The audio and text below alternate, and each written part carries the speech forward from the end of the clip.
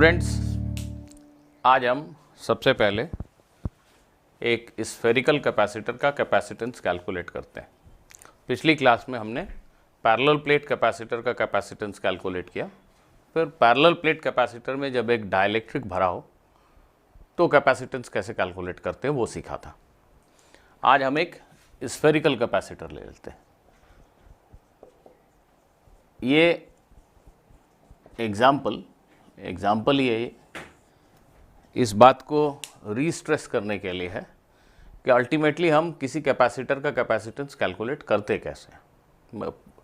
जो steps involve हैं, basic steps, जैसा पैरेलल प्लेट कैपेसिटर में था एग्जैक्टली सेम स्टेप्स यहाँ भी इन्वॉल्व हैं। देखिए, एक स्फेरिकल कैपेसिटर दो कंसेंट्रिक स्फेरिकल कंडक्टर्स हैं, right? They are concentric spherical conductors. Let us say radii of these two spheres are A and B. इस कंडक्टर को, इनर कंडक्टर को somehow आपने एक चार्ज दिया plus Q, right? This positive charge Q will induce equal and opposite charge on the inner wall of this sphere. ये जो spherical conductor है इसके इनर वॉल पे माइनस क्यू चार्ज इंड्यूस होगा। माइनस क्यू ही क्यों होगा, ये पिछले चैप्टर में हमने आपको जस्टिफिकेशन दिया था। इस वॉल के ऊपर माइनस क्यू चार्ज इंड्यूस होगा और अगर ये न्यूट्रल स्फीयर है तो plus Q charge outer wall पे होगा। लेकिन अगर हम इसको ग्राउंड कर दें, इसको ऐसा ग्राउंड कर दें, इसको ग्राउंड से जोड़ दें, तो फिर आउटर वॉल पे कोई चार्ज नहीं होगा। क्यों? क्योंकि ग्राउंडेड स्फीयर का नेट पोटेंशियल ज़ीरो होना चाहिए। अभी इसका पोटेंशियल ज़ीरो है, आप ध्यान से देखिए। इस प्लस क्यू चार्ज की वजह से, इस प्लस क्यू चार्ज की वजह से इसका पोटेंशियल के क्यू बाई बी, ये चार्ज अंदर है, इसको हम सेंटर पे मान सकते हैं।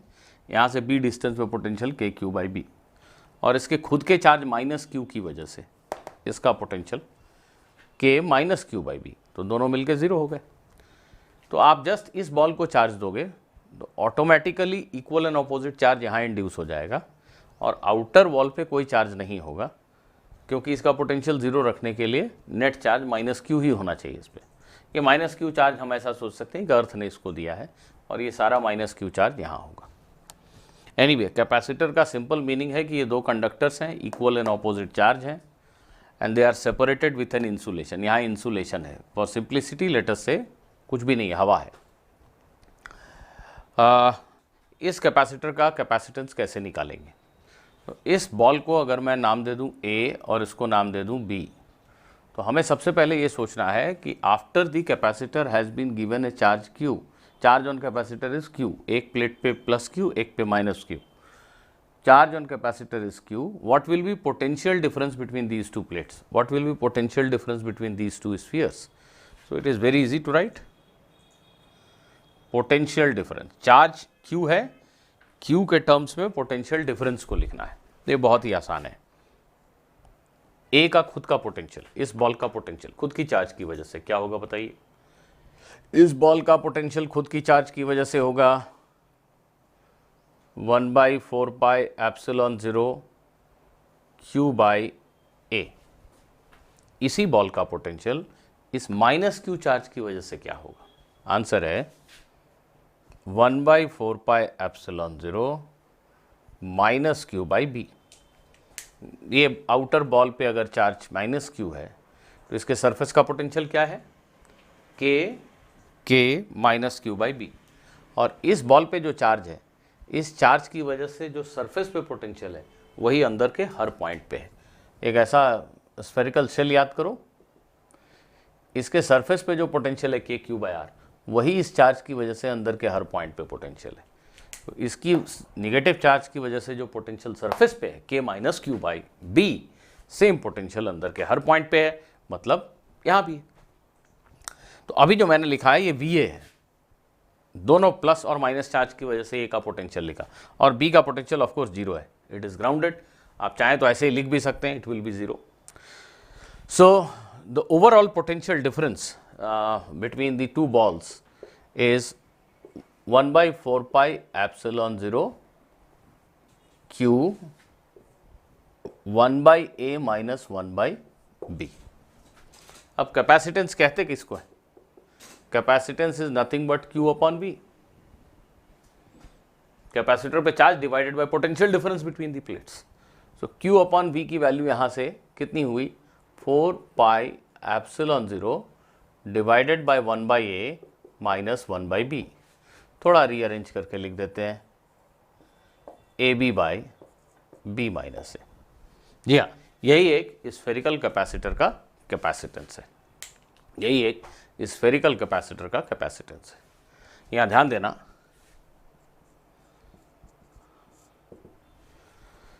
अगर जो आउटर बॉल है उसका radius let us say it is tending to infinity, ये आउटर बॉल बहुत बड़ा है, बहुत बड़ा, दैट मीन्स प्रैक्टिकली हमारे पास सिर्फ एक कंडक्टर है ए रेडियस का, और इस पे चार्ज है Q। ठीक, दूसरा जो कैपेसिटर का जो दूसरा प्लेट है वो कहाँ है? बहुत बड़ा है, इनफाइनाइट साइज का है, वो दूसरा प्लेट इन्फिनिटी पे है, बी टेंडिंग टू इन्फिनिटी। तो बी टेंडिंग टू इन्फिनिटी मतलब कैपेसिटर का एक ही प्लेट है बेसिकली, रेडियस ए है और चार्ज उस पे Q है। कैपेसिटेंस कितना होगा? आंसर है यहाँ पे अगर बी टेंडिंग टू इन्फिनिटी रख देंगे तो 1/B जीरो हो जाएगा, और capacitance will be tending to 4 pi epsilon 0 A। Am I right? यहाँ पे बी टेंडिंग टू इन्फिनिटी रखने से जीरो हो गया, so capacitance is 4 pi epsilon 0 A। ये हम पहले से जानते हैं कि अगर एक आइसोलेटेड कंडक्टर हो, अकेला कंडक्टर हो, तो कंडक्टर का capacitance 4 pi epsilon 0 R 4 pi epsilon 0 A होता है। तो एक जो आइसोलेटेड कंडक्टर है उसको भी हम मेंटली एक कैपेसिटर मान सकते हैं, एक आइसोलेटेड कंडक्टर को भी हम मन में कैपेसिटर मान सकते हैं, प्रोवाइडेड उसका दूसरा प्लेट कहाँ है? इन्फिनिटी पे। एक पहले सबसे पहले चैप्टर की शुरुआत यहीं से की थी हमने कि एक कंडक्टर का कैपेसिटेंस क्या होता है। तो इस कंडक्टर का कैपेसिटेंस लिखते समय हमने कैपेसिटर जैसी चीज़ नहीं पढ़ी थी, हम कंडक्टर का कैपेसिटेंस डिफाइन करते हैं Q डिवाइडेड बाई V, इसका खुद का पोटेंशियल भी। अब एक कंडक्टर को हम ऐसा भी सोच सकते हैं, मैं ये कह रहा हूँ कि ये कंडक्टर कैपेसिटर ही है, लेकिन इसका दूसरा प्लेट इन्फिनिटी पे, जो माइनस Q चार्ज है वो इन्फिनिटी पे, तो ये एक कैपेसिटर है प्लस Q और माइनस Q चार्ज इन्फिनिटी पे, ये दो मिलके कैपेसिटर बना रहे हैं और उस कैपेसिटर का कैपेसिटेंस इतना है। तो एक आइसोलेटेड कंडक्टर को भी हम मोटा मोटी एक कैपेसिटर मान सकते हैं जिसका दूसरा प्लेट इन्फिनिटी पे है। This is what I am trying to tell. तो स्टेप्स वही हैं कि चार्ज Q एज्यूम किया कैपेसिटर पे, पोटेंशियल डिफरेंस लिखा समहाउ, और Q बाई V को कैपेसिटेंस। मैं आपको एक होमवर्क देता हूं जो थोड़ा डिफिकल्ट है, पर स्टेप्स वही हैं जो हमने पैरेलल प्लेट कैपेसिटर या स्फेरिकल कैपेसिटर के लिए यूज़ किया है। ये एक सिलिंड्रिकल कैपेसिटर है, तो मेटालिक सिलेंडर्स हैं, अंदर वाले का रेडियस A है और आउटर सिलेंडर का रेडियस B है। ठीक है, आप इनको वेरी लॉन्ग सिलेंडर्स एज्यूम कर सकते हो। The length of the cylinder is very large compare to A and B। ये जो रेडियस है सिंपली B लिख देता हूँ, A is already less than B, so length of the cylinder is too large compare to B। अब इस inner cylinder के ऊपर पॉजिटिव चार्ज है ऐसा मान लो, uniformly spread positive charge, lambda coulomb per metre length मान सकते हो। इस सिलेंडर पे जो चार्ज है it is lambda coulomb per metre length, ऐसा आप सोच सकते हो। और जो आउटर सिलेंडर है इसके इनर वॉल पे minus lambda coulomb per metre length charge है, ऐसा आप सोच सकते हो। लीनियर चार्ज डेंसिटी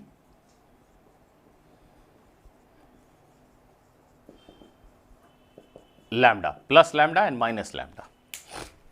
ये एक लॉन्ग सिलेंडर, इनफाइनाइट लेंथ का सिलेंडर मन में सोचने का मीनिंग ये हुआ कि इस जगह पे, इस स्पेस में इलेक्ट्रिक फील्ड रेडियल है। गॉस लॉ याद करोगे तो याद आ जाएगा, सिलेंड्रिकल सिमेट्री। तो इस स्पेस में इलेक्ट्रिक फील्ड रेडियल है। इलेक्ट्रिक फील्ड का एक्सप्रेशन लिखो और फिर इलेक्ट्रिक फील्ड से पोटेंशियल डिफरेंस कैसे कैलकुलेट करते हैं ये याद करो। dV is equal to minus E d x. उससे तुम इन दोनों सिलेंडर के बीच का पोटेंशियल डिफरेंस लिखो और जैसे ही पोटेंशियल डिफरेंस चार्ज के टर्म्स में एक्सप्रेस करोगे तो ऑटोमेटिकली तुम्हें इस सिलेंड्रिकल कैपेसिटर का कैपेसिटेंस मिल जाएगा। मैं यहाँ पे आंसर लिख देता हूँ। लेट अस से this cylinder has length L, the capacitance will B 2 pi epsilon 0 L log of B by A। तो ये एक ज्योमेट्रिकल क्वांटिटी है, फिर से लेंथ पे डिपेंड करती है, रेडियस पे, दिस एंड दैट पे, and we are assuming that length is too large compare to A and B। तो ये थोड़ा सा मुश्किल है, but with little bit of effort you may be able to do it. बिल्कुल कीजिए और इस फॉर्मूले को हो सके तो याद भी रख लीजिए। चलिए अब हम एक कैपेसिटर में स्टोर्ड इलेक्ट्रोस्टैटिक एनर्जी के बारे में डिस्कस करते हैं।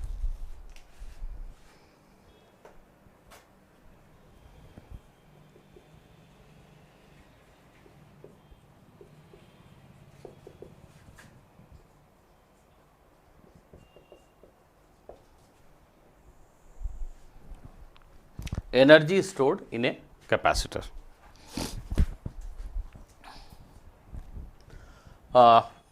एग्जाम्पल के तौर पे मैं पैरेलल प्लेट कैपेसिटर ले रहा हूँ, but the relationship that we are going to obtain it is valid for any type of capacitor, even if it is spherical और cylindrical, the relationship will hold.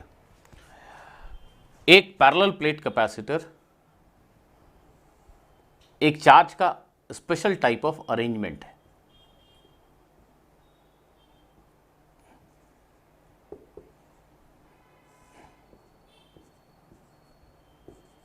दो plate हैं area A वाले, एक पे plus Q एक पे minus Q charge रखा है और दोनों डी डिस्टेंस से सेपरेटेड है।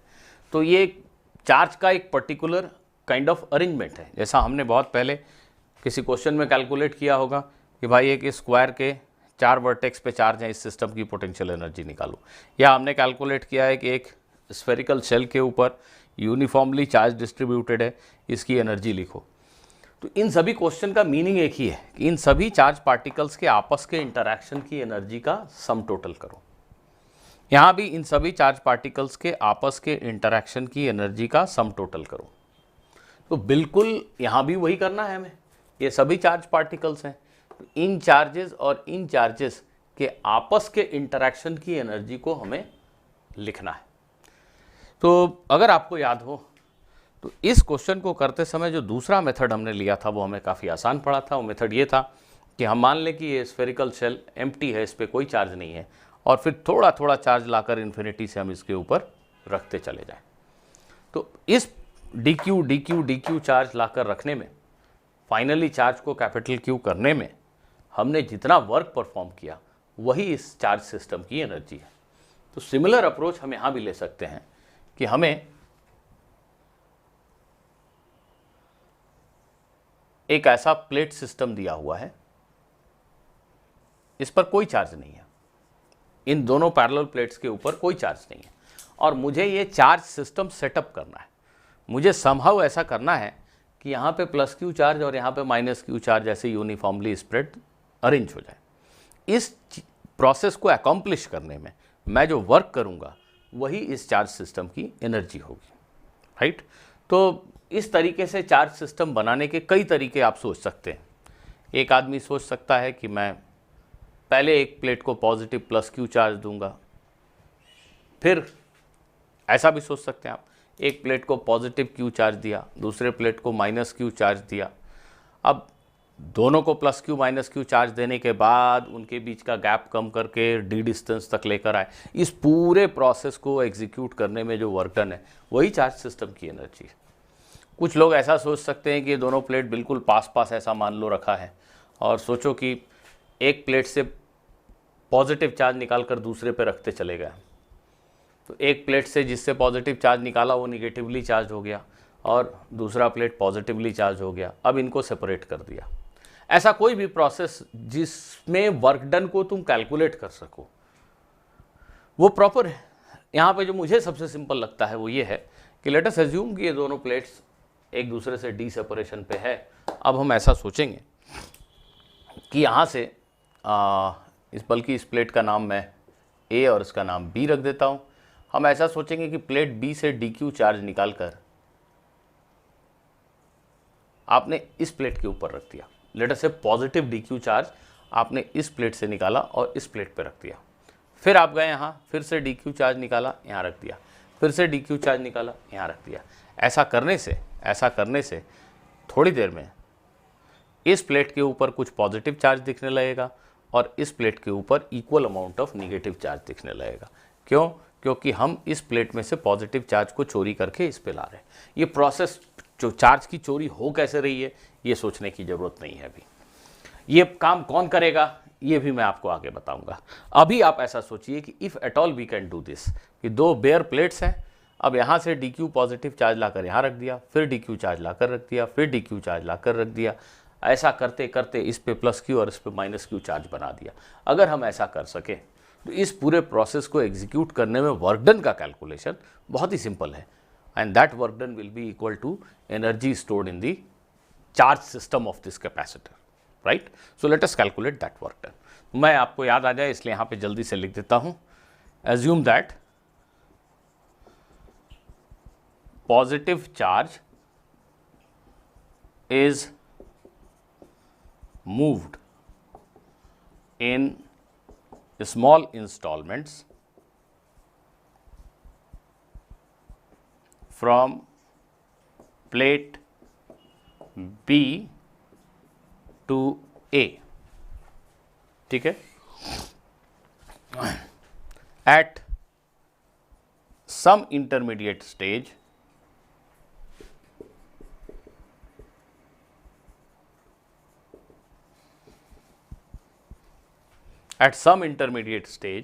charge on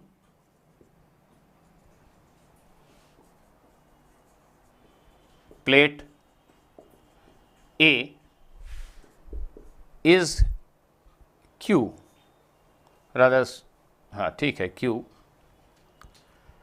बल्कि स्मॉल q लिख लें, इसको डी क्यू स्मॉल q लिखो, is small q and that on B is minus q। मान लो सम इंटरमीडिएट स्टेज में इस पे चार्ज प्लस q है और इस पे माइनस q। कैसे चार्ज आया है? यहाँ से चार्ज उठा के हम रख रहे हैं। अब किसी बीच के स्टेज में अभी हम पहुँचे, फाइनली यहाँ तक पहुँचना है, plus q minus q charge करना है, कैपिटल Q। अभी plus q minus q small q charge है। इस समय इन दोनों प्लेट के बीच का पोटेंशियल डिफरेंस क्या है? सोच के बताइए मुझे, सोच के बताइए क्या है पोटेंशियल डिफरेंस। आंसर है Q बाई सी। ये पैरेलल प्लेट का जो अरेंजमेंट है, प्लेट एरिया है, सेपरेशन डी, कैपेसिटेंस एक ज्योमेट्रिकल क्वांटिटी है, वो तो हर समय फिक्स है, उस पर चार्ज हो या ना हो। तो इस कैपेसिटर का कैपेसिटेंस हम जानते हैं epsilon not a by D, और उस पर अगर अभी चार्ज Q है तो पोटेंशियल डिफरेंस Q बाई सी है नेचुरली। इतना ही लिखा रहने देते हैं। C की वैल्यू क्या है फिर से बोलिए? आंसर है epsilon not a by D, अगर ये पैरेलल प्लेट कैपेसिटर है। अगर ये स्फेरिकल कैपेसिटर होता तो C क्या होता? अभी जो डेरिवेशन किया हमने 4 pi epsilon 0 A B by B minus है। अगर ये सिलिंड्रिकल कैपेसिटर होता तो एक प्लेट से दूसरे प्लेट तक ऐसे हम चार्ज को लेके जा रहे हैं, अभी चार्ज Q हो चुका है, पोटेंशियल डिफरेंस फिर से Q बाई सी होता। हाँ, C की वैल्यू जो आपने सिलिंड्रिकल कैपेसिटर के कैपेसिटेंस का फॉर्मूला लिखा उससे मिलता हमें। ये एक ज्योमेट्रिकल क्वांटिटी है, एक गिवन कैपेसिटर के लिए फिक्स्ड है। अभी इन दोनों प्लेट के बीच का पोटेंशियल डिफरेंस V है, जो कि मुझे पता है। अब हम नेक्स्ट DQ चार्ज को लेकर आते हैं। अभी चार्जिंग चल रहा है, DQ ला रहे हैं, इस पे नेगेटिव चार्ज ग्रो करता जा रहा है, इस पे पॉजिटिव चार्ज ग्रो करता जा रहा है। तो नेक्स्ट DQ चार्ज को लाने में मैंने कितना वर्क किया? Work done in moving the next instalment of charge that is dq. What will be work done? Answer is dq into v. एक चार्ज q को अगर आपने एक पर्टिकुलर पॉइंट से उठा के दूसरे पॉइंट पे रखा, दूसरे पॉइंट का पोटेंशियल v हायर है, इस पॉइंट से इस पॉइंट का पोटेंशियल v ज़्यादा है, q चार्ज को यहाँ से यहाँ रखा, तो आपने कितना वर्क किया? q into V. क्यों? क्योंकि आपने इस चार्ज की पोटेंशियल एनर्जी को q इंटू वी बढ़ा दिया। यहाँ पोटेंशियल v1 था तो पोटेंशियल एनर्जी थी qv1, यहाँ पोटेंशियल v2 है तो पोटेंशियल एनर्जी है qv2। तो पोटेंशियल एनर्जी में जो चेंज हुआ वो हुआ qv2 minus qv1। v2 minus v1 is v, potential difference. इस जगह पे जब चार्ज dq रखा था तो इसकी पोटेंशियल एनर्जी थी dq इंटू इस प्लेट का पोटेंशियल vb। जब इसी चार्ज को यहाँ रख दिया तो इसकी पोटेंशियल एनर्जी हो गई dq into va। Potential energy कितनी बढ़ गई? This minus this, dq into va minus vb, and va minus vb is what we are writing as v, potential difference between the plates. So potential difference between the plates, if it is v, then work done in moving a charge dq from this plate to this plate is given by this expression. This can be written as, in place of v you can write this, so it becomes q by c dq. v की जगह पे आप लिख सकते हैं q by c into D Q, right. So पूरे charge को zero से स्टार्ट करके कैपिटल Q तक करने में टोटल वर्क डन कितना हुआ? Total work done in moving charge Q from plate B to A, dq dq dq के इंस्टॉलमेंट में B से A पर Q चार्ज शिफ्ट करने में टोटल वर्क डन कितना है? तो आंसर है it is summation of integration of all small work dones. तो हर स्टेप में जो मैंने छोटे छोटे वर्क किए उन सब का समेशन, इन सब का समेशन, ऐसा। इनिशियल चार्ज जीरो था और फाइनली कैपिटल Q हो गया। So this becomes equal to Q square by 2c, right?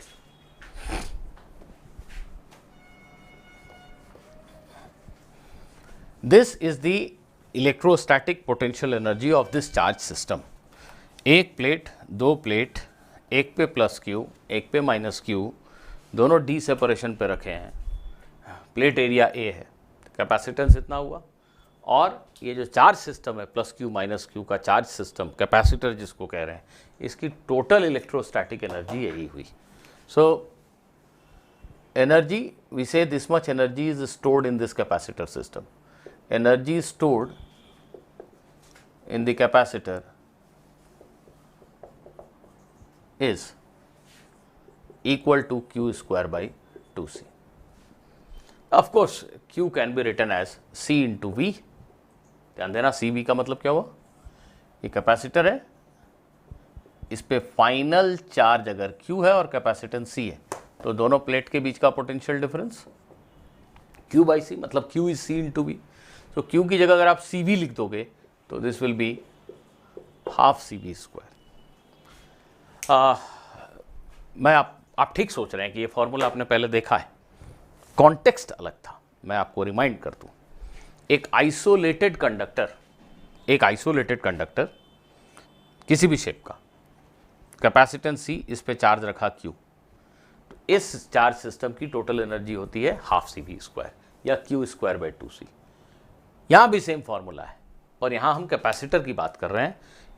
इस एक्सप्रेशन में half CV square, V stands for potential of this conductor, और यहाँ पे V stands for potential difference between the plates of the capacitor. Of course, जैसा अभी मैंने थोड़ी देर पहले कहा, एक अकेले कंडक्टर को भी आप कैपेसिटर मान सकते हो, इसकी दूसरी प्लेट इंफिनिटी पे, आप ऐसा सोच सकते हो। सो electrostatic energy in a capacitor is given by this expression. This is valid for each and every type of capacitor, B it parallel plate capacitor और स्फेरिकल कैपेसिटर और सिलेंड्रिकल कैपेसिटर। हर एक के लिए स्टोर्ड एनर्जी का formula यही होता है। ठीक है,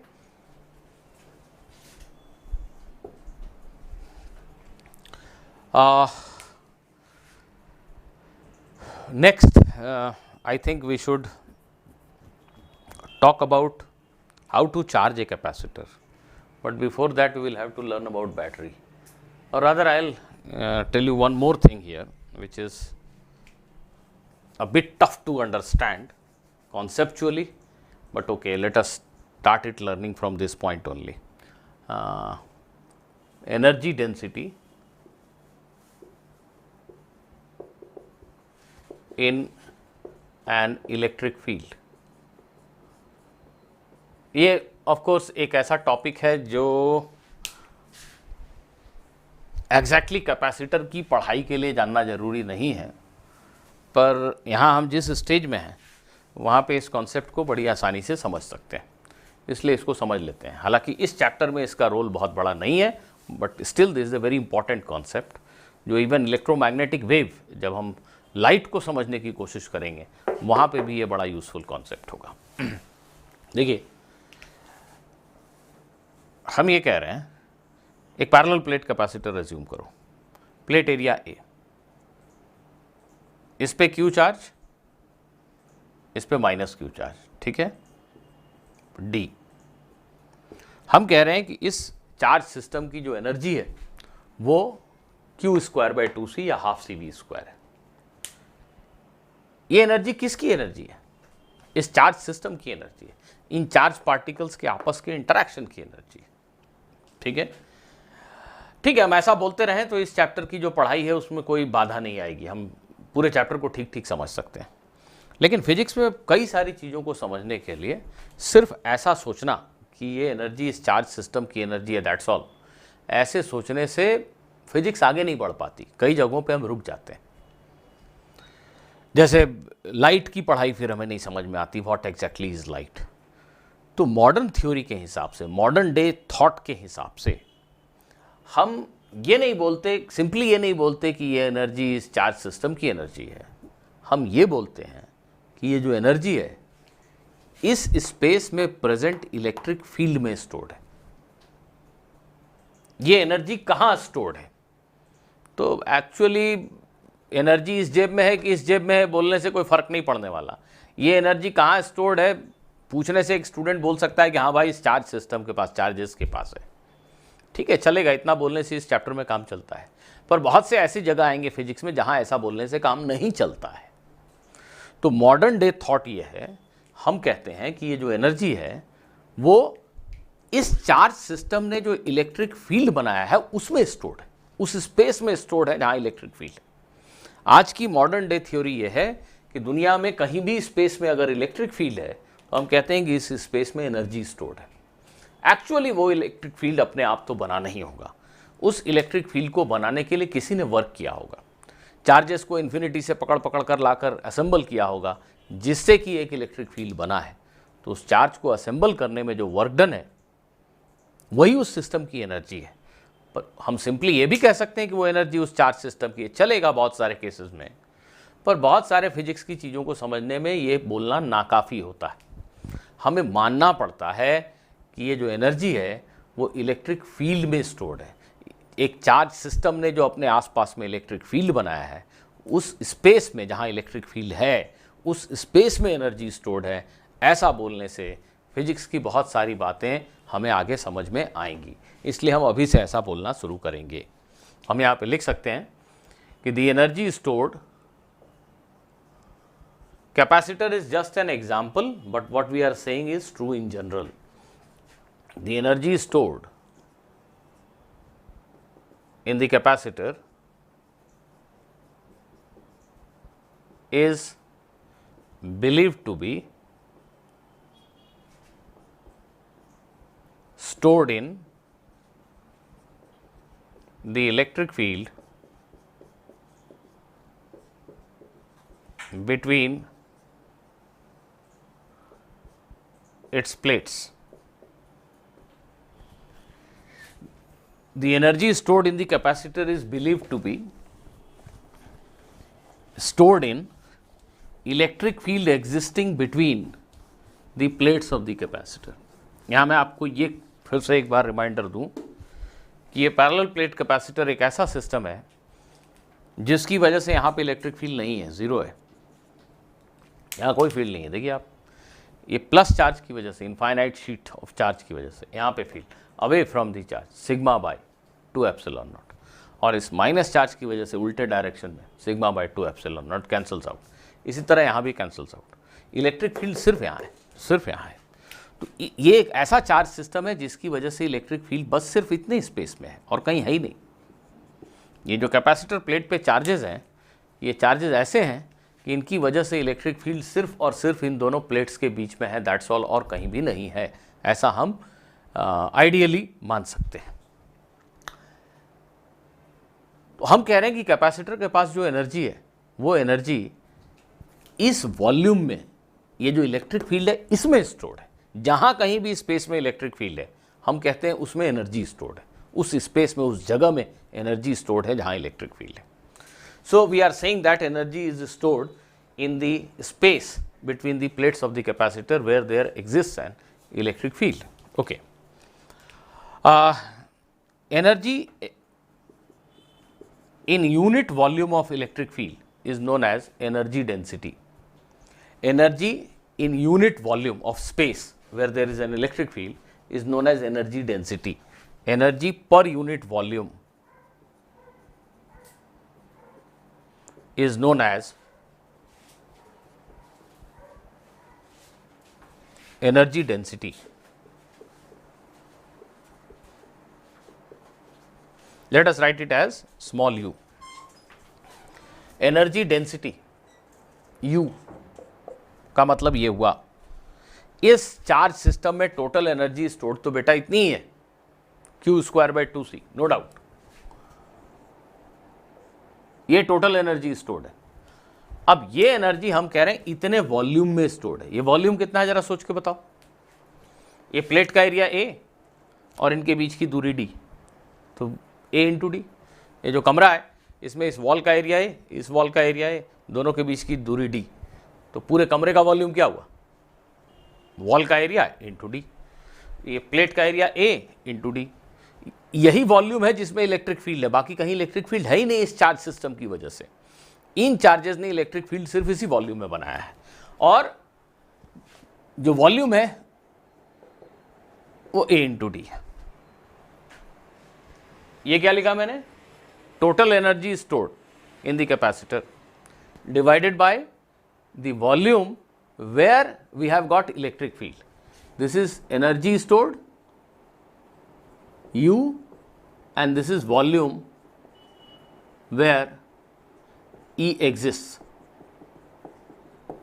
So energy divided by volume where electric field exists. Energy per unit volume, joule per meter cube. This quantity is known as energy density of electric field. आप इसको थोड़ा सा ऐसा रीअरेंज कर दीजिए, Q² 2CAD। ध्यान दीजिएगा, अगर मैं Q को सिग्मा इंटू A लिख दूं तो चलेगा। Sigma is charge per unit area into plate area, that is total charge on the plate. और इस कैपेसिटर के कैपेसिटेंस को एप्सिलॉन नॉट A/D लिख दूं तो भी चलेगा। C की जगह लिखा epsilon not A/D, parallel plate capacitor का कैपेसिटेंस। Q की जगह लिखा सिग्मा A। ये क्या बन गया देखिएगा, ये बन गया half sigma square by epsilon not. A² cancel, D cancel, half रह गया, एप्सिलॉन नॉट रह गया, सिग्मा स्क्वायर रह गया, राइट। इसको मैं लिख सकता हूं half epsilon naught sigma by epsilon naught whole square.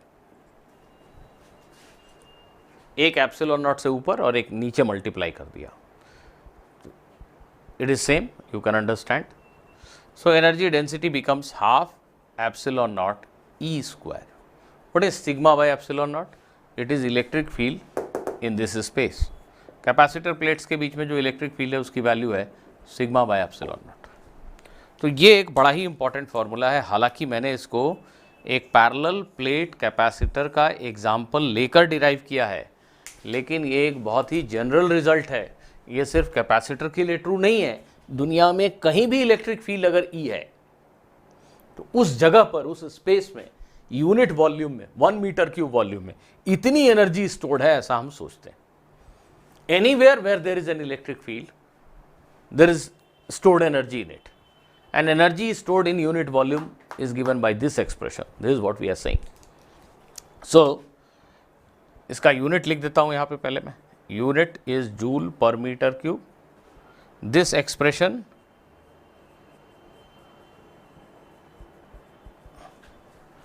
is true for any electric field, for electric field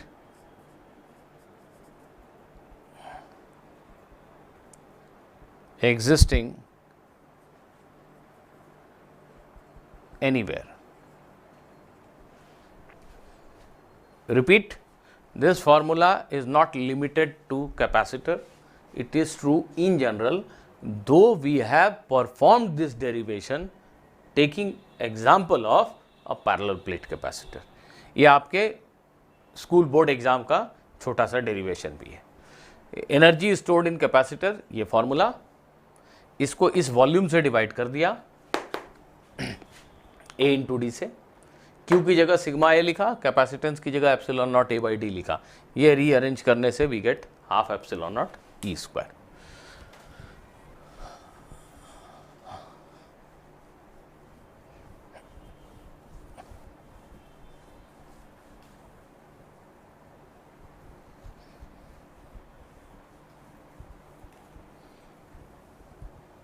ठीक है।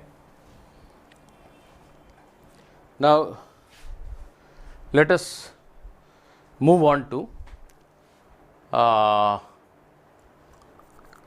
understanding some basic things about a battery or a cell.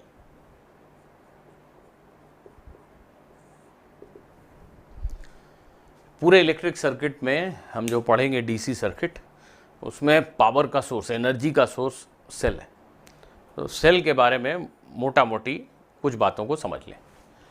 आप केमिस्ट्री में भी इलेक्ट्रोकेमिकल सेल चैप्टर में एक cell के mechanism को पढ़ते हो और समझते हो कि ईएमएफ कैसे डेवलप होता है।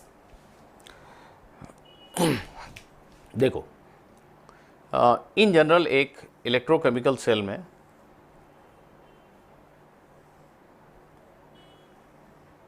एक इलेक्ट्रोलाइट सॉल्यूशन में दो मेटल प्लेट को डिप किया जाता है।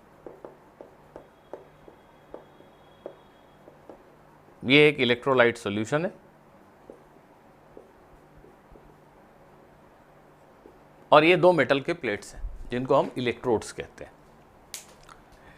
इस इलेक्ट्रोलाइट सॉल्यूशन और इन मेटल प्लेट्स, ये दोनों अलग अलग मेटल हैं, they are two different metals.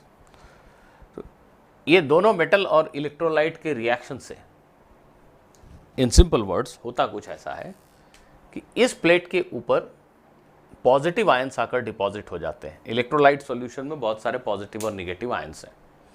तो ये मेटल ऐसा चुना गया है सो दैट इसके साथ जो रिएक्शन होता है उसमें इस मेटल पे पॉजिटिव आयंस डिपॉजिट हो जाते हैं और दूसरे इलेक्ट्रोड पे equal amount of negative charge deposit हो जाता है। तो ये हमारा पॉजिटिव टर्मिनल है सेल का और ये हमारा निगेटिव टर्मिनल है सेल का। ये हाई पोटेंशियल पे, लो पोटेंशियल पे। नॉर्मली जो हम एक टॉर्च सेल देखते हैं उसमें ये सब कुछ अंदर में है, हमें सिर्फ ये दो टर्मिनल्स दिख रहे होते हैं। ये जो टॉर्च सेल है, ये पॉजिटिव टर्मिनल मतलब ये पॉइंट, ये निगेटिव टर्मिनल मतलब ये पॉइंट, मोटा मोटी इन प्रिंसिपल ऐसा है। अब इन दोनों प्लेट के बीच में एक पोटेंशियल डिफरेंस है, एक पोटेंशियल डिफरेंस है। जब सेल में कोई एक्सटर्नल सर्किट कनेक्टेड ना हो, जब सेल में कोई भी एक्सटर्नल सर्किट कनेक्टेड ना हो, ये सेल बस ऐसे टेबल पे रखा है, इस समय इसके इन दोनों टर्मिनल्स के बीच का जो पोटेंशियल डिफरेंस है उसको हम EMF ऑफ द सेल कहते हैं, electromotive force of the cell कहते हैं। इलेक्ट्रोमोटिव फोर्स को एग्जैक्टली कैसे डिफाइन करना है ये हम थोड़ा आगे चलकर अगले चैप्टर में सीखेंगे। अभी आपके लिए इतना जानना काफ़ी है कि जब ये सेल किसी सर्किट में कनेक्टेड नहीं है तो इसके दोनों टर्मिनल्स के बीच के पोटेंशियल डिफरेंस को हम इलेक्ट्रोमोटिव फोर्स कहते हैं। So potential difference between the terminals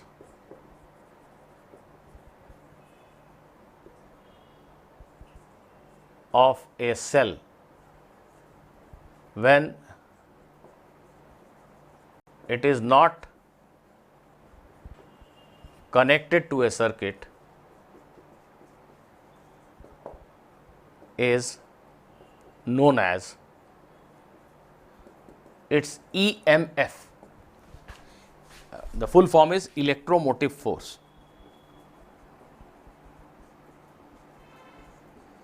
It is not a force at all. It is not at all a force. The name is misguiding. Right now you can say it is potential difference between the two terminals of the cell. हालांकि इसका थोड़ा ज़्यादा broader meaning है, हम जैसा मैं बार बार कह रहा हूँ अगले चैप्टर में इसको ज़्यादा डिटेल में देखेंगे।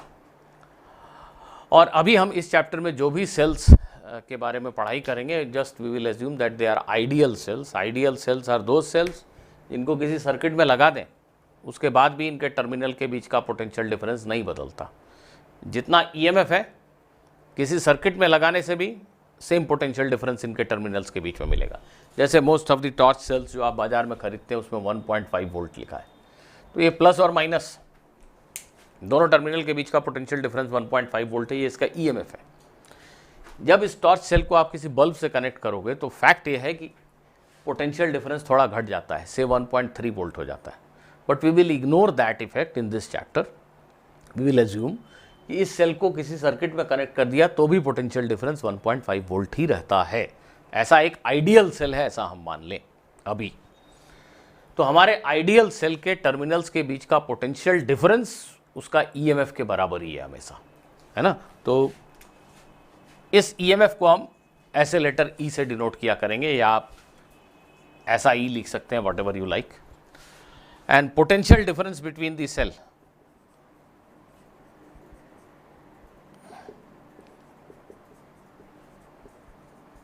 Potential difference between the terminals of the cell, इसको वी लिख सकते हैं। तो मैं ये कह रहा हूं कि अगर ये सेल आइडियल सेल है तो ईएमएफ और potential difference between the terminals of the cell ये दोनों एक ही चीज है। इनमें फर्क होता है, अगले चैप्टर में समझेंगे।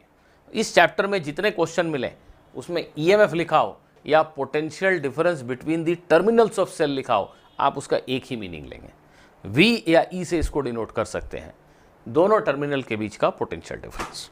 ठीक है, अब देखो इस सेल को अगर सपोज तुम करंट समझते हो, थोड़ा सा 10th क्लास में पढ़ा है, एक बल्ब एक रेजिस्टेंस से कनेक्ट कर देते हो तो क्या होता है।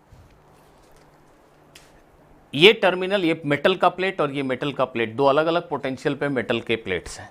उनको अगर वायर से कनेक्ट करोगे तो चार्ज का मूवमेंट होगा। चार्ज तब तक फ्लो करेगा जब तक दोनों के बीच का पोटेंशियल डिफरेंस जीरो नहीं हो जाता, ऐसा हमने पढ़ा है। दो कंडक्टर को जोड़ दें तो उनके बीच में चार्ज का मूवमेंट तब तक होता रहेगा जब तक पोटेंशियल डिफरेंस जीरो नहीं हो जाता। तो भाई क्या ऐसा होगा कि यहाँ का सारा पॉजिटिव चार्ज जाके इस निगेटिव चार्ज को न्यूट्रलाइज कर दे एकदम चुटकियों में, फट से।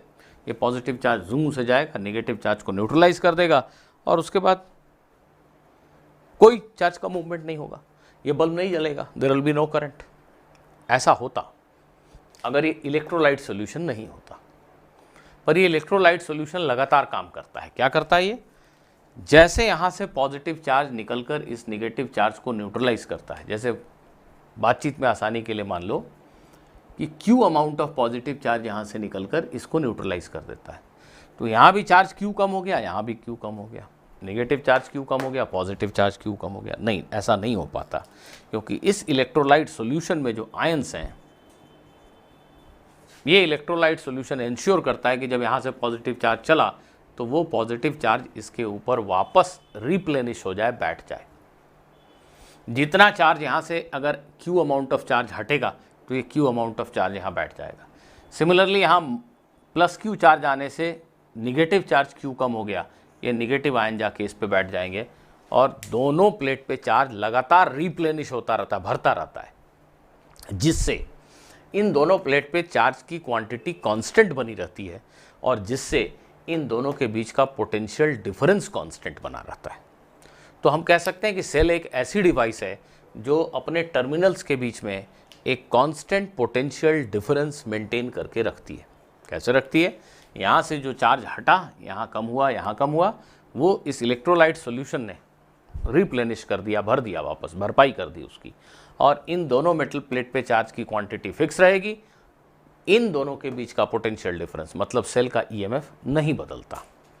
हाँ, जब ये केमिकल एक्शन जो यहाँ चल रहा है, अगर ये केमिकल की सारी केमिकल एनर्जी ख़त्म हो गई, दैट मीन्स ये इसकी रिप्लेनिशमेंट एबिलिटी ख़त्म हो गई, ये अब और चार्ज की भरपाई नहीं कर सकता, जितना रिएक्शन होना था हो चुका, then of course cell will die, cell मर जाएगा, क्योंकि अब यहाँ कोई प्लस और माइनस चार्ज रिप्लेनिश करने वाला नहीं है, एक झटके में डिस्चार्ज हो जाएगा और उसके बाद there will be no flow of charge, there will be no current. तो वो सेल बिल्कुल डिस्चार्ज हो गया, ख़त्म हो गया, है ना। तो टॉर्च सेल एक समय तक यूज़ करने के बाद ख़त्म हो जाता है, क्योंकि अब उसका जो केमिकल है वो चार्ज को रिप्लेनिश नहीं कर पा रहा है, तो अब पोटेंशियल डिफरेंस मेंटेन नहीं रहेगा। तो हम यहाँ पे ऐसा लिख लेते हैं कि a cell is a device used to maintain constant potential difference between two points in a circuit। किसी भी सर्किट में दो पॉइंट के बीच कांस्टेंट पोटेंशियल डिफरेंस मेंटेन करके रखने के लिए हम एक सेल को यूज़ करते हैं। सेल के टर्मिनल्स जिन दो पॉइंट पे जोड़ दिए तुमने, उन दोनों पॉइंट के बीच का पोटेंशियल डिफरेंस कांस्टेंट रहेगा जब तक वो सेल जिंदा रहेगा, जब तक वो सेल फुल्ली डिस्चार्ज नहीं होता है। ऑफ कोर्स इस पूरे प्रोसेस में एक केमिकल सॉल्यूशन की केमिकल एनर्जी खोती है, खो जाती है, it gets converted into electrical energy, और जब करंट का यहाँ फ्लो होता है तो finally it is liberated as heat. So इस पूरे सर्किट में chemical energy gets converted into electrical energy, it gets converted into heat. So energy एक फॉर्म से दूसरे फॉर्म में ट्रांसफॉर्म हो जाती है, and the entire chemical energy when it gets converted into heat, the cell will die, it will get completely discharged।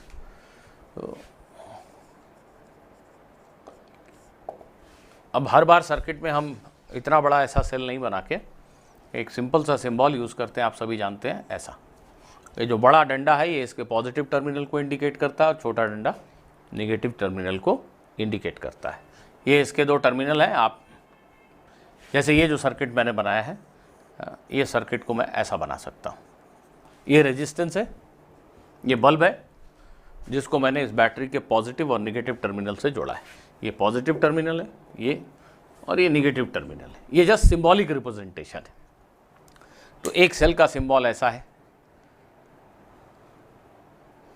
और इस cell के इन दोनों टर्मिनल्स के बीच का पोटेंशियल डिफरेंस ईएमएफ, या इसको वी लिख सकते हैं, potential difference between the terminals कह सकते हैं।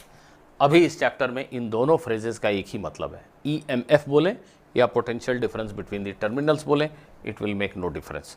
क्योंकि वैसे भी इस चैप्टर में मैंने कहा पढ़ाई इलेक्ट्रोस्टैटिक्स की है, हम देखेंगे करंट फ्लो नहीं होता, थोड़े समय के लिए हो सकता है, but ultimately charges will stop moving. हम इलेक्ट्रोस्टैटिक्स ही पढ़ रहे हैं। तो when there is no current flow, cell potential difference between the terminals is equal to EMF. ऐसा हम नेक्स्ट चैप्टर में ज़्यादा बेटर समझ पाएंगे, अभी याद रखना है। अच्छा, कुछ और बातें जो याद रखनी है आपको, देखिए, a cell is always a neutral entity.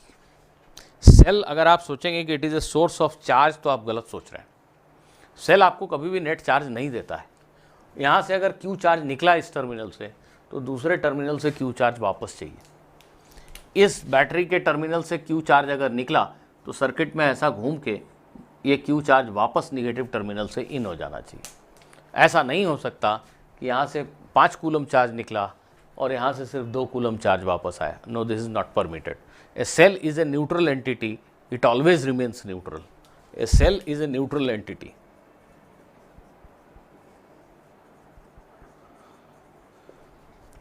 इसका मीनिंग यही हुआ, अगर यहाँ से Q चार्ज बाहर निकला या डेल्टा Q चार्ज बाहर निकला तो डेल्टा Q चार्ज को यहाँ से एंटर करना पड़ेगा। दैट मीन्स सेल से चार्ज का मूवमेंट, करंट फ्लो होगा ही नहीं जब तक ऐसा एक कंप्लीट सर्किट नहीं होगा, क्लोज सर्किट नहीं होगा। ये ऐसा मैंने जस्ट सिंबॉलिक बना दिया कि एक क्लोज लूप होना चाहिए। यहाँ से पॉजिटिव चार्ज निकला, उसको दूसरे एंड से अंदर जाना है। सेल न्यूट्रल है, वो ना तो नेट चार्ज देता है ना लेता है। जब सेल से इस तरीके से चार्ज का फ्लो हो, पॉजिटिव टर्मिनल से पॉजिटिव चार्ज निकल के निगेटिव टर्मिनल में अंदर जाए, तो सेल डिस्चार्ज होता है। सेल की केमिकल एनर्जी घटती जाती है और वो इवेंचुअली इलेक्ट्रिक एनर्जी, और फिर इस एग्जांपल में इलेक्ट्रिक एनर्जी के बाद हीट एनर्जी में कन्वर्ट होती चली जाती है। तो जब सेल से चार्ज का फ्लो ऐसा हो, पॉजिटिव प्लेट से चार्ज निकला, पॉजिटिव चार्ज निकला और निगेटिव प्लेट से वो चार्ज अंदर आया, जब चार्ज का फ्लो ऐसा हो तो हम कहते हैं cell is getting discharged. Discharge मतलब सेल एक्सटर्नल सर्किट को एनर्जी दे रही है, उसकी केमिकल एनर्जी घट रही है। A cell getting discharged, cell getting discharge means cell is losing its chemical energy, और वो एनर्जी वो सर्किट को दे रही है। ये सेल ऐसा है, ईएमएफ ई, चार्ज का फ्लो ऐसा हो रहा है, डेल्टा क्यू चार्ज पॉजिटिव निकला, ये अंदर आ गया। जब ऐसा चार्ज फ्लो हो तो सेल की केमिकल एनर्जी घट रही है।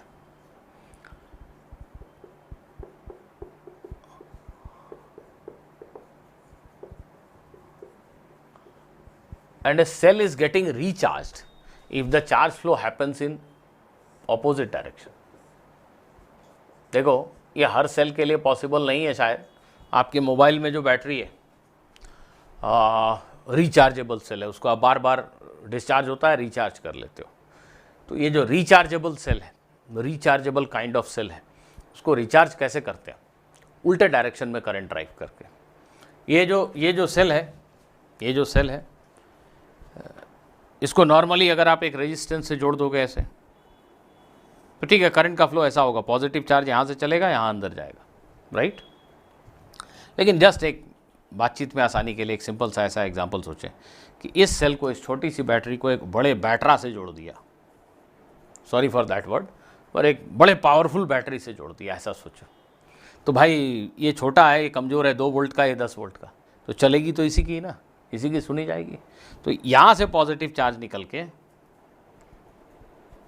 ऐसा घूमता हुआ इसके अंदर आ जाएगा।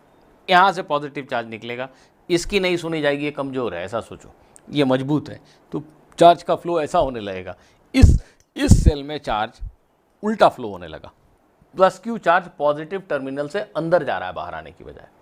ऐसा हो सकता है जब सेल के इन 2 टर्मिनल्स के क्रॉस हम बहुत बड़ा पोटेंशियल डिफरेंस लगा दें, एक दूसरी बहुत बड़ी बैटरी लगा दें, तो इसमें जब रिवर्स चार्ज का फ्लो होता है तो ये सेल रिचार्ज होती है, इसकी केमिकल एनर्जी वापस से रिगेन होने लगती है।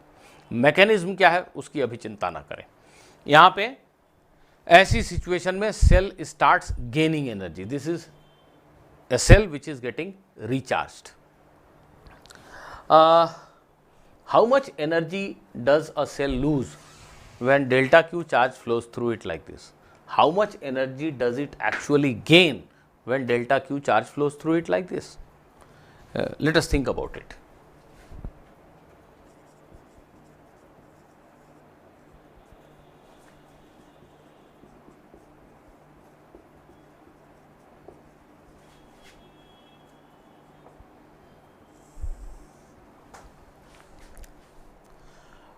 हम ये कह रहे हैं एक ईएमएफ ई का सेल है और डेल्टा क्यू चार्ज का फ्लो ऐसा हुआ। इस सिचुएशन में सेल ने कितनी एनर्जी खो दी, समझिएगा हुआ क्या। फिर से एक बार मैं ऐसा ड्राइंग बना देता हूँ, समझने में आसानी रहेगी। ये इलेक्ट्रोलाइट सॉल्यूशन, ये पॉजिटिव टर्मिनल, ये नेगेटिव टर्मिनल। देखिए डेल्टा क्यू चार्ज यहाँ से चला और यहाँ आया, ये हाई पोटेंशियल पे है, ये लो पोटेंशियल पे है। जब डेल्टा क्यू चार्ज इस प्लेट पे था तो उसकी एनर्जी ज़्यादा थी, वो हायर पोटेंशियल वाले प्लेट पे था। यही डेल्टा क्यू चार्ज जब यहाँ चला गया तो वो लोअर पोटेंशियल वाले पॉइंट पे चला गया, उसकी इलेक्ट्रिकल पोटेंशियल एनर्जी घट गई।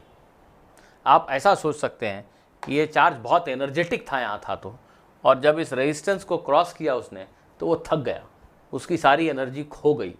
अब उसके पास लेस एनर्जी है, वो लो पोटेंशियल वाले पॉइंट पे। अब ये लो पोटेंशियल पे जो चार्ज पड़ा है डेल्टा क्यू, यहाँ से आके यहाँ पड़ गया, ये अपने आप तो यहाँ जा नहीं पाएगा, नो वे, नहीं जा पाएगा ये अपने आप यहाँ। उसको कोई पुश करे, कोई उस पर वर्क करे तो ही ये चार्ज यहाँ से यहाँ जा पाएगा। तो ये वर्क कौन करता है? आंसर है ये केमिकल। केमिकल का क्या एक्शन था? ये पॉजिटिव चार्ज को इधर पुश किया, निगेटिव चार्ज को यहाँ पुश किया। इफेक्टिवली देखें, मोटा मोटी देखें तो इस केमिकल के अंदर पॉजिटिव चार्ज का फ्लो ऐसा हो रहा है। देखिए निगेटिव चार्ज जो राइट की तरफ गया उसको हम रिप्लेस कर सकते हैं कि पॉजिटिव चार्ज इधर है, ऐसा सोच सकते हैं मन में। तो इफेक्टिवली ये जो एक्सटर्नल सर्किट है उसमें करंट, पॉजिटिव चार्ज ऐसा फ्लो हो रहा है, लेकिन हमारे सेल के इलेक्ट्रोलाइट सॉल्यूशन में करंट उल्टे डायरेक्शन में, पॉजिटिव चार्ज का फ्लो इधर हो रहा है, निगेटिव से पॉजिटिव टर्मिनल की तरफ हो रहा है, बाहर में पॉजिटिव से निगेटिव टर्मिनल की तरफ हो रहा है। तो बाहर के सर्किट में जो डेल्टा क्यू चार्ज जब यहाँ से यहाँ जाता है तो वो थक गया, उसकी एनर्जी घट गई। ये हाई पोटेंशियल पे था, अब लो पोटेंशियल पे आ गया। अब वो थका हारा यहाँ बैठा, वो अपने आप यहाँ नहीं जाएगा। तो इन इफेक्ट इस केमिकल ने उस डेल्टा क्यू चार्ज को, थके चार्ज को उठा के फिर से हाई पोटेंशियल वाले पॉइंट पे रख दिया। ये जो केमिकल ने रिप्लेनिश किया चार्ज, इफेक्टिवली पॉजिटिव चार्ज का फ्लो ऐसा हुआ, ऐसा हम सोच सकते हैं। तो हम मेंटली ऐसा सोच सकते हैं कि डेल्टा क्यू चार्ज चला, यहाँ आके थक गया, उसकी एनर्जी कम हो गई। केमिकल, इलेक्ट्रोकेमिकल सेल में जो केमिकल है उसने अपनी एनर्जी खो के इस डेल्टा क्यू चार्ज को वापस यहाँ रख दिया, हाई पोटेंशियल वाले पॉइंट पे रख दिया। तो केमिकल एनर्जी घटाई, पोटेंशियल एनर्जी बढ़ा दी। आप इसको ऐसा सोच सकते हो।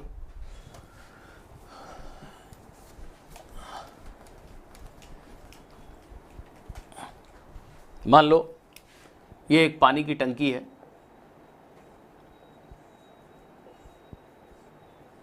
ये नगर निगम के पानी की टंकी है, और ये एक कॉलोनी है जिसको ये पानी सप्लाई करता है।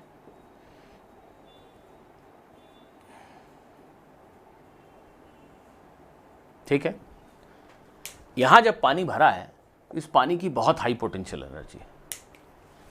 ये पानी फ्लो करता हुआ बड़े आसानी से, बिना किसी मोटर, बिना किसी पंप के घरों तक आ जाता है। क्यों? क्योंकि पानी के पास high potential energy, it gets converted into its kinetic energy और घरों में आ गया। लेट अस एज्यूम, एक मिनट के लिए ऐसा मान लेते हैं कि पाइप में कहीं कोई फ्रिक्शन है ही नहीं, पूरी दुनिया में कहीं फ्रिक्शन नहीं, ऐसा मान ले एक मिनट के लिए।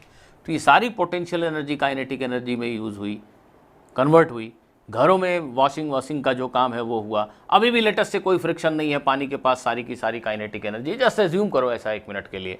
यहाँ एक बढ़िया फिर से फिल्टरेशन प्लांट है, अभी भी पानी की काइनेटिक एनर्जी नहीं खोई, दुनिया में कहीं फ्रिक्शन नहीं है। फिल्टरेशन प्लांट से पानी निकलकर वापस इस टंकी में जा सकता है। क्यों? अब उसकी काइनेटिक एनर्जी वापस पोटेंशियल एनर्जी में कन्वर्ट हो गई। अगर ये आइडियल वर्ल्ड होता, कहीं फ्रिक्शन नहीं होता, तो पानी की जो पोटेंशियल एनर्जी थी वो काइनेटिक एनर्जी बनी है, काइनेटिक एनर्जी है, अभी भी बची है, और ये टंकी में वापस पानी पहुंच गया। पर दुनिया ऐसी आइडियल नहीं है। जब पानी का फ्लो पाइपलाइन में होता है तो हीट जनरेट होगा, उसकी सारी काइनेटिक एनर्जी खो जाती है। दैट मीन्स जो पोटेंशियल एनर्जी थी वो यहाँ तक आते वो तो लगभग सब खत्म हो गई। तो अब ये पानी वापस ऊपर नहीं जा सकता, ये साइकिल में पानी अपने आप नहीं चल सकता। अब यहाँ पे आपको एक मोटर लगाना पड़ेगा, एक पंप लगाना पड़ेगा, जो इलेक्ट्रिकल एनर्जी खा के पानी की पोटेंशियल एनर्जी को बढ़ाएगा। Potential energy gets converted into kinetic energy. पानी थक गया, काइनेटिक एनर्जी भी खत्म हो गई फ्रिक्शन की वजह से, पानी थक गया। अब पानी अपने आप ऊपर नहीं जा सकता, पंप लगाओ तब ऊपर जाएगा। बिल्कुल यही सिचुएशन यहाँ है। ये जो बैटरी है ये इस पंप की तरह एक्ट कर रहा है, पानी नहीं, चार्ज के पंप की तरह एक्ट कर रहा है। ये पॉजिटिव चार्ज यहां से चला, ये रेजिस्टेंस फ्रिक्शन की तरह है।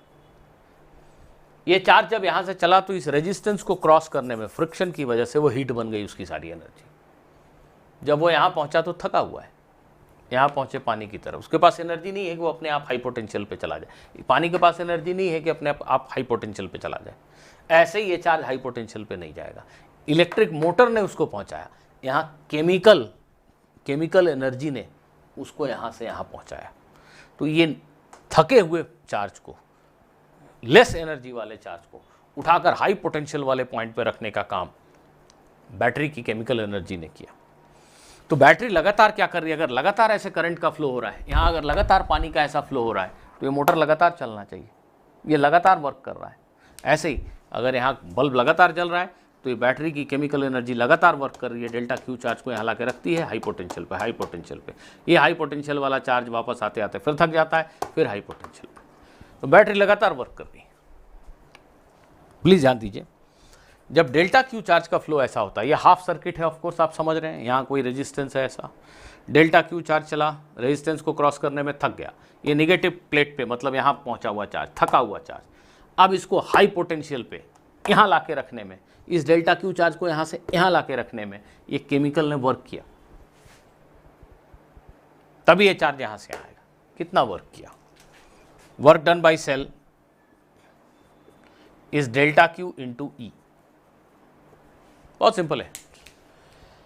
क्यू चार्ज को V वोल्ट हायर पोटेंशियल पे लेके गए, क्यू चार्ज को एक पॉइंट से दूसरे पॉइंट पे लेके गए जहां पोटेंशियल V वोल्ट ज़्यादा है, तो कितनी पोटेंशियल एनर्जी बढ़ाई? Q into V।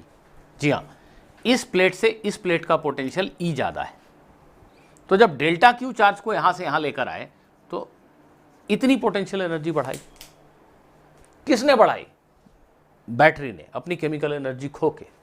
तो जब भी डेल्टा क्यू चार्ज का फ्लो ऐसा हुआ बैटरी में, इसका मतलब ये हुआ बैटरी ने डेल्टा क्यू इंटू ई वर्क किया। बैटरी ने वर्क किया मतलब उसने अपनी इतनी केमिकल एनर्जी खो दी। चार्ज की पोटेंशियल एनर्जी को बढ़ाने में उसने अपनी केमिकल एनर्जी खो दी।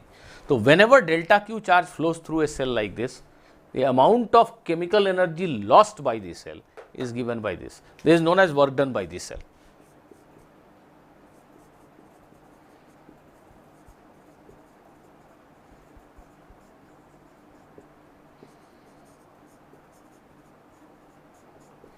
This chemical energy lost by this cell, right?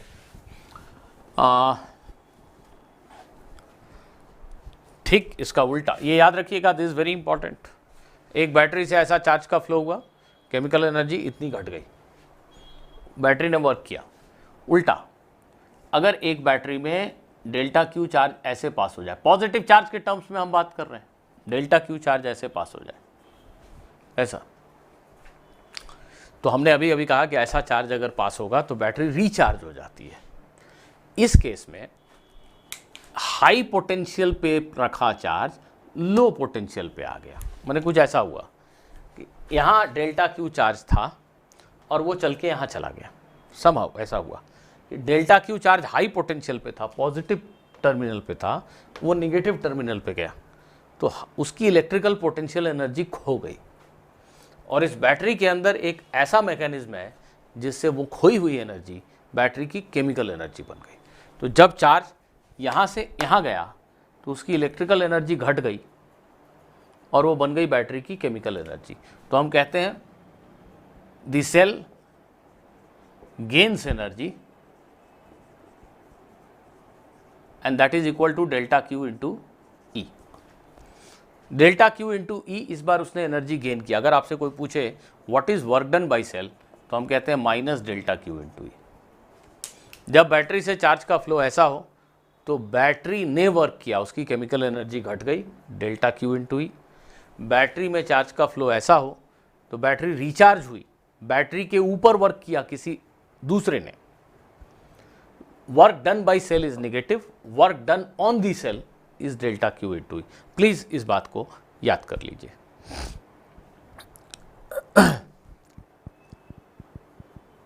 एक और जस्ट एक छोटा सा और रिमार्क यहाँ पे मैं दूंगा। अभी मैंने कहा कि मान लो बैटरी के पॉजिटिव टर्मिनल से डेल्टा क्यू चार्ज निकला तो डेल्टा क्यू चार्ज बैटरी के निगेटिव टर्मिनल से वापस आना चाहिए। ठीक है, इसको सोचने में आसानी के लिए कई बार आप ऐसा सोच सकते हैं, प्लस डेल्टा क्यू चार्ज यहाँ से निकला और माइनस डेल्टा क्यू चार्ज यहाँ से निकला, एक ही बात है, बैटरी न्यूट्रल है। हम सोचें कि प्लस डेल्टा क्यू चार्ज यहाँ से निकला और प्लस डेल्टा क्यू चार्ज वापस ऐसा इस प्लेट पे वापस आ गया, प्लस डेल्टा क्यू चार्ज एक लूप में घूम गया, ऐसा सोचें। या ऐसा सोचें कि यहाँ से प्लस डेल्टा क्यू कम हो गया और यहाँ से माइनस डेल्टा क्यू कम हो गया, एक ही बात है, क्योंकि अगर प्लस डेल्टा क्यू यहाँ से आ गया तो उसने माइनस डेल्टा क्यू को न्यूट्रलाइज कर दिया। तो बैटरी न्यूट्रल है, प्लस डेल्टा क्यू यहाँ से निकला, +1 कूलम चार्ज यहाँ से निकला और घूम के +1 कूलम अंदर हो गया। उसको हम ऐसा सोच सकते हैं कि यहाँ से +1 कूलम निकला, यहाँ से -1 कूलम निकला, तो बैटरी पे नेट चार्ज तो सेम रहा, 0। +1 कूलम निकला, -1 कूलम निकला, +1 कूलम चार्ज ऐसा फ्लो कर रहा है, इसको हम हर जगह रिप्लेस कर सकते हैं इस थॉट से कि -1 कूलम उल्टे डायरेक्शन में जा रहा है। तो बैटरी से चार्ज का फ्लो ऐसे सोचें या ऐसे सोचें, एक ही बात है, there is no difference, right. Battery के बारे में आई रिपीट, सेल के बारे में हम करंट इलेक्ट्रिसिटी के चैप्टर में और पढ़ेंगे। अभी इस चैप्टर में इतना पढ़ना कि a cell is a source of constant potential difference is enough, and these two things you must remember.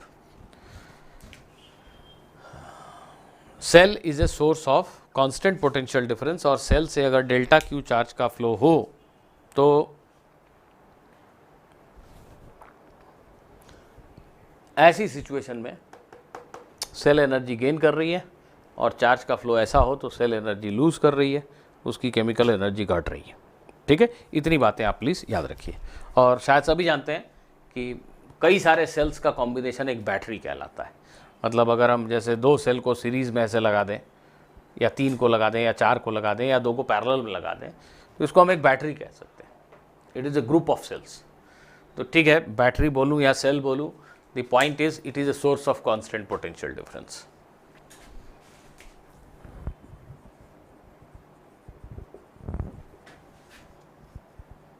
Now, once again we will get back to our topic, capacitor, and let us try to understand how a capacitor gets charged.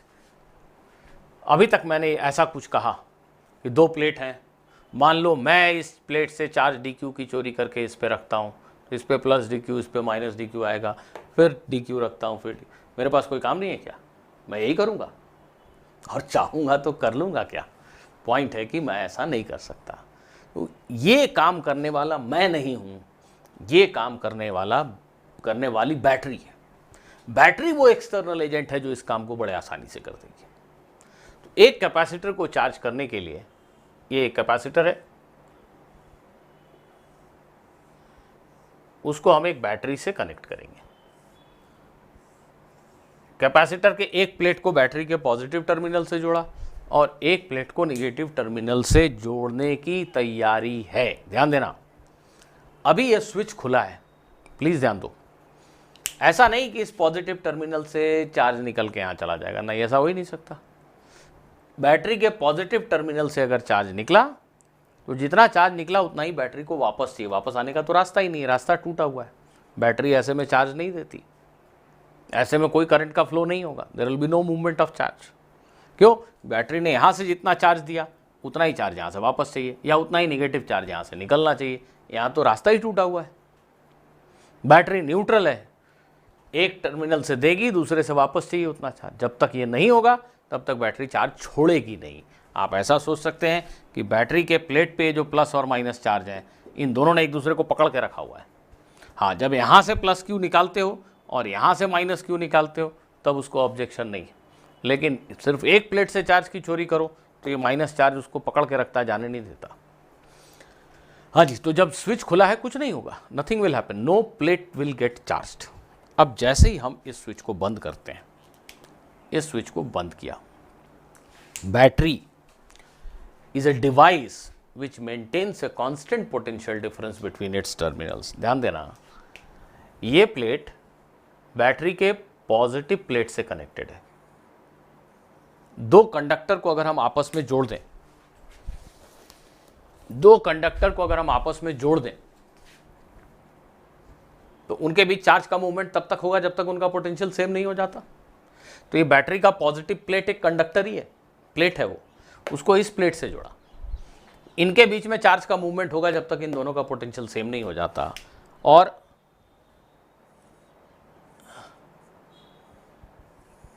ये battery का negative plate conductor के इस blue plate से जुड़ा है, ये भी charge का लेन देन करेंगे जब तक इनका पोटेंशियल सेम नहीं हो जाता। अब ध्यान देना है, बैटरी का जो पोटेंशियल डिफरेंस है प्लेट के बीच का V, अगर ये प्लेट और ये प्लेट सेम पोटेंशियल पे हो गए और ये दोनों भी सेम पोटेंशियल पे हो गए, ये दोनों सेम पोटेंशियल पे, ये दोनों सेम पोटेंशियल पे, इसका मतलब क्या हुआ, इन दोनों प्लेट के बीच का पोटेंशियल डिफरेंस भी V हो गया, नहीं हो गया।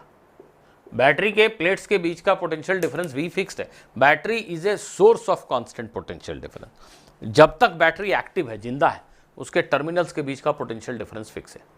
तो भाई अब इस प्लेट, इस टर्मिनल के बराबर इसका पोटेंशियल और इस टर्मिनल के बराबर इसका पोटेंशियल, मतलब यहाँ जो डिफरेंस है वही डिफरेंस यहाँ है। तो इन दोनों प्लेट के बीच में पोटेंशियल डिफरेंस होगा कैसे, बड़ा सिंपल। बैटरी के इस टर्मिनल से +Q चार्ज चला और इस प्लेट पर जाकर बैठ गया। बैटरी के इस टर्मिनल से -Q चार्ज चला और इस प्लेट पर जाकर बैठ गया। -Q चार्ज ऐसे निकला, इसको हम सोच सकते हैं कि +Q चार्ज इस प्लेट में से निकल के यहाँ आ गया। देखिए, जो मैं कह रहा था कि यहाँ से चार्ज चोरी करके इस पे रखेंगे, वही बैटरी ने किया। हम ऐसे सोच सकते हैं कि इस प्लेट से बैटरी ने +Q चार्ज चुराया, उसके पोटेंशियल को बढ़ाया, निगेटिव से पॉजिटिव प्लेट पे लाया और इस प्लेट पे रख दिया। इस प्लेट से +Q चार्ज की चोरी हुई, बैटरी ने इसको उठा के यहाँ रख दिया। तो मैं नहीं था, तो ये बैटरी है। तो जैसे ही एक कैपेसिटर को आप एक बैटरी से कनेक्ट करोगे, जो बैटरी का पोटेंशियल डिफरेंस है वही पोटेंशियल डिफरेंस इन दोनों प्लेट का भी हो जाएगा। और इसके लिए बैटरी कितना चार्ज कैपेसिटर को देगी, मतलब बैटरी के एक टर्मिनल से, पॉजिटिव टर्मिनल से कितना चार्ज निकला, तो आंसर है C × V। क्यों? कैपेसिटर का कैपेसिटेंस C है, उस पे उसके प्लेट्स के बीच का पोटेंशियल डिफरेंस अगर V है, तो पक्की बात है कि उसके प्लेट पे चार्ज C × V होना चाहिए। तो बैटरी एग्जैक्टली इतना चार्ज देगी। बैटरी के पॉजिटिव टर्मिनल से इतना चार्ज निकलेगा, निगेटिव टर्मिनल से -Q निकलेगा, यहाँ बैठ जाएगा और दोनों प्लेट के बीच का पोटेंशियल डिफरेंस V वोल्ट हो जाएगा। V वोल्ट पोटेंशियल डिफरेंस के लिए चार्ज जो रिक्वायर्ड है वो एग्जैक्टली इतनी रिक्वायर्ड है। ठीक है, तो इस तरीके से हमारा कैपेसिटर चार्ज हो गया। What is energy stored in the capacitor? Energy stored in the capacitor, what is energy stored in the capacitor? ½ CV² और Q²/2C। मोटी बात मैंने ये पढ़ा है कि अगर V वोल्ट की बैटरी से कैपेसिटर को जोड़ दोगे तो कैपेसिटर के प्लेट्स के बीच पोटेंशियल डिफरेंस V हो जाएगा। दैट मीन्स उसके ऊपर चार्ज C × V हो जाएगा।